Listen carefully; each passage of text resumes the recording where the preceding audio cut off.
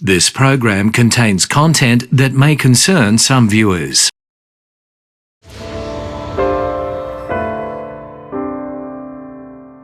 On a wintry night in June 2011, 16-year-old Sarah Milosevic and her friend Stephanie were ready to celebrate.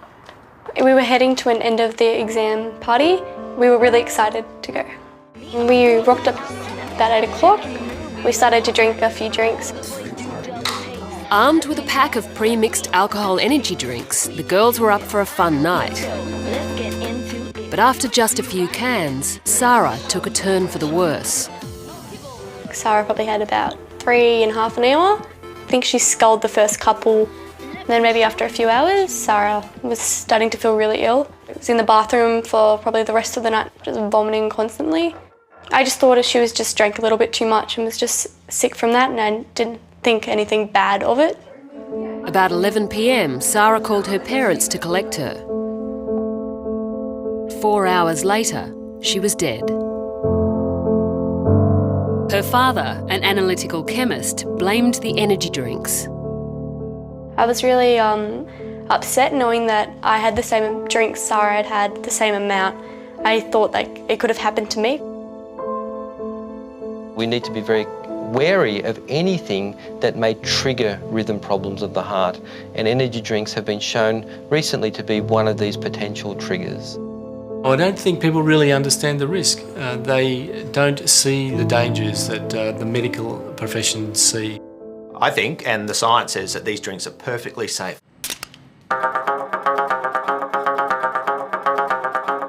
Energy drinks are everywhere these days, marketed and sold alongside soft drinks. But what exactly is an energy drink?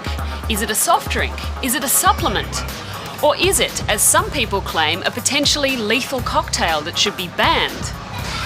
Nothing on the back of the can that looks particularly worrying, but there's a growing concern among the medical community that these drinks are a recipe for disaster.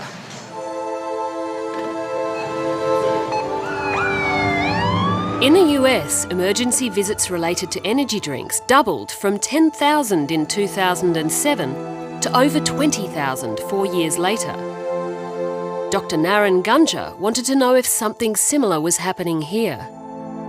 Over a 5-year period, we had a 5-fold increase in the number of people who called a poison centre annually who'd had adverse effects from energy drinks. So you said about 14, did you? Primary cause of the toxicity comes from the caffeine and the sugar content.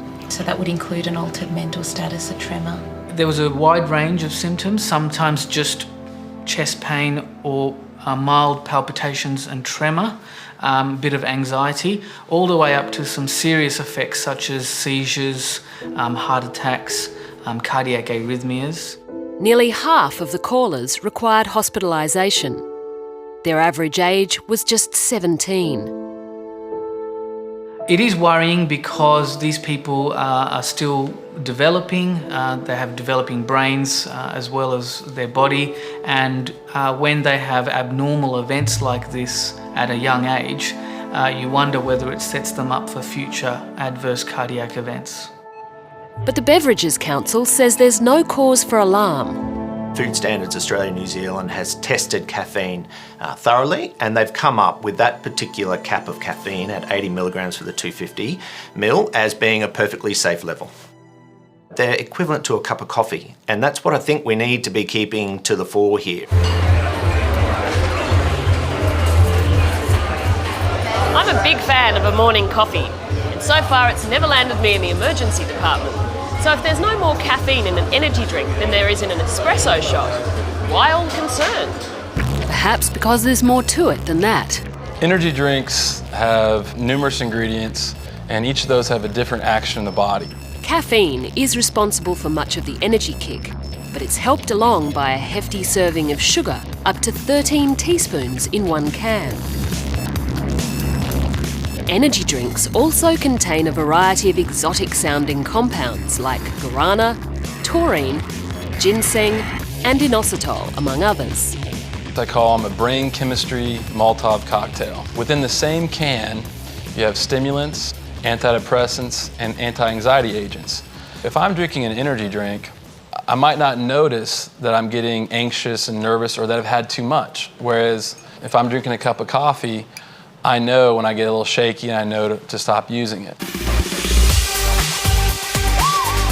There's a widespread belief that you can perform better on energy drinks. But is that the case? We tested energy drinks on flight performance in pilots. We tested skills such as complex turns and straight and level flight, and people's ability to respond in emergency scenarios. Pilots were found to make more errors when they used energy drinks. This is one reason why US Navy pilots are banned from consuming energy drinks before flying. Many athletes and coaches use energy drinks because there's been so many studies out there showing that it improves reaction time, power output. Just because something increases reaction time doesn't mean necessarily that it's going to increase performance. Another major difference between coffee and energy drinks is the way they are consumed. See how fast you can drink a 250 milliliter energy drink.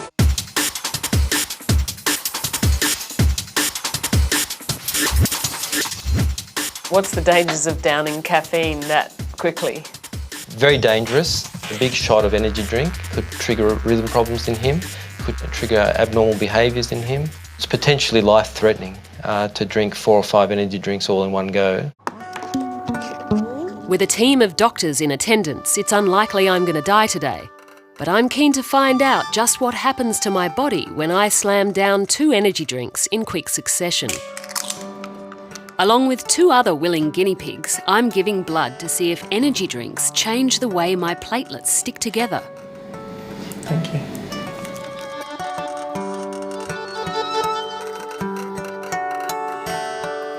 Following the energy drink, your stickiness increased twofold.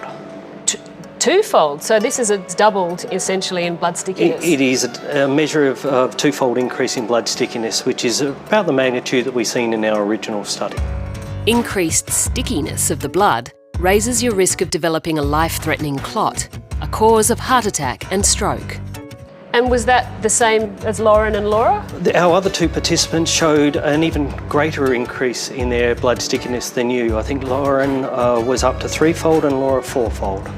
Right, so every single person had sticky blood after drinking the energy? Yes. What do you think it is? Do you know? We don't know for sure. We do know that it's unlikely to be the caffeine in the product, but that doesn't exclude that there is an interaction between caffeine and one of the other major products, either taurine or glucuronolactone. Increased blood stickiness is also a predisposing factor for cardiovascular disease. What adds to this risk is if your blood vessels don't function properly. This next test will tell us just that. The blood pressure cuff has cut off circulation to my arm, so essentially my arm is flatlining. When the cuff is released, we'll see how well my blood vessels bounce back. You'll see the deflections coming back almost immediately. You can feel that blood flow back. And the results show my blood vessel function has declined. Your overall responsiveness has come down by about 10%. Though you may be more towards the upper end of the normal responsiveness, the energy drink has still had a significant effect on your blood vessel function. But Lauren's decline in function is even more worrying. I can see it's a less of a... You can see a dramatic reduction in her blood vessel function. She actually has a profile more like a patient with cardiovascular disease than a normal person now. Really? So it's pushed her into a dangerous range? Yes, it's taken her from the lower normal limit into an abnormal limit. So quite dramatic responses within an hour. Today's results reflect what Dr. Willoughby found in his original study, and the 2 risk factors work together. When your blood vessels aren't functioning well, sticky platelets are more likely to adhere and form clots. If you have both abnormal blood vessel function and increased stickiness in the coronary arteries, the arteries that run around the heart, that stops the blood flow around the heart and that leads to a heart attack. But that's only one route to a heart attack.